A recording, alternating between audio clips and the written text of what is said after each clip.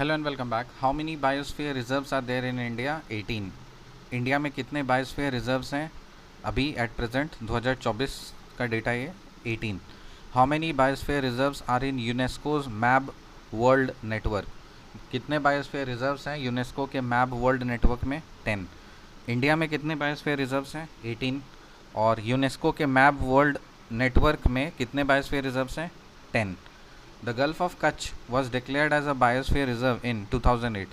जो gulf of Kutch है ना, इसको बायोस्फीयर रिजर्व डिक्लेयर किया गया था कब? 2008 में। Tropical wet and dry climate कब बोलेंगे? जब भी बोला जाएगा tropical wet and dry climate, ध्यान रखिएगा टेम्परेचर रेंज उसका होता है 18 से 25 डिग्री सेल्सियस और रेनफॉल होगा 80 से 160 सेंटीमीटर। टेम्परेचर रेंज 18 से 25 डिग्री सेल्सियस और रेनफॉल रेंज 80 से 160 centimetre.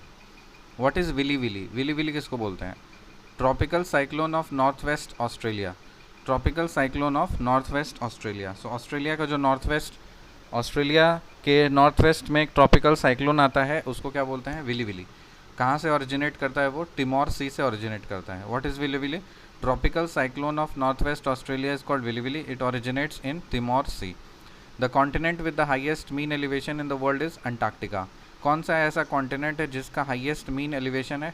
Antarctica. Continent with highest mean elevation in the world is Antarctica. Which layer of atmosphere is responsible for deflection of radio waves? Ionosphere. Which layer of atmosphere is responsible for the deflection of radio waves? Ionosphere. Why areas near the equator receive rainfall throughout the year? Because high temperature and high humidity. So why areas near the equator receive rainfall throughout the year? Because of high temperature and high humidity. Why areas near the equator receive rainfall throughout the year? जो area equator के आसपास वाले हैं ना, वो rainfall throughout the year receive करते हैं। क्यों? क्योंकि हाई टेम्परेचर और हाई ह्यूमिडिटी होता है और जनरली अराउंड इवनिंग के 4 PM पे होता है। Mangroves are very specialized forest ecosystems of tropical and subtropical regions bordering certain sea coasts. Why? Because they establish the shoreline and act as bulwark against encroachments by the sea. Mangroves are very specialized forest ecosystems of tropical and subtropical regions bordering certain sea coasts. जो mangroves है ना, ये काफ़ी specialised forest ecosystems है tropical और सब tropical regions का, जो कि सी कोस्ट को बॉर्डर करता है। क्यों? Because they establish the shore line. वो क्या मैनग्रोव्स क्या करते हैं ना, शोर लाइन को इस्टेब्लिश करते हैं और वो एक्ट करते हैं as a bulwark against encroachments by the sea.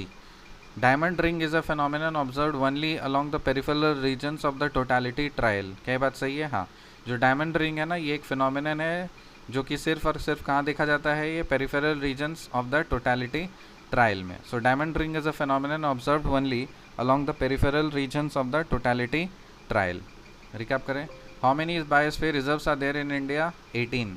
How many biosphere reserves are in UNESCO's Map World Network? 10. The Gulf of Kutch was declared as a biosphere reserve in 2008. Tropical wet and dry climate करने का मतलब temperature कितना होना चाहिए? 18 से 25 degree Celsius और rainfall range कितना होना चाहिए? 80 से 160 centimetre. What is Willy Willy? Tropical cyclone of northwest Australia and it originates in Timor Sea. The continent with the highest mean elevation in the world is Antarctica. Which layer of atmosphere is responsible for the deflection of radio waves? Ionosphere. Why areas near the equator receive rainfall throughout the year? Because of high temperature and high humidity. Mangroves are very specialized forest ecosystems of tropical and subtropical regions bordering certain sea coast. Why? Because they establish the shoreline and act as bulwark against encroachments by the sea. Diamond ring is a phenomenon observed only along the peripheral regions of the totality trial. See you in the next video. Till then, bye.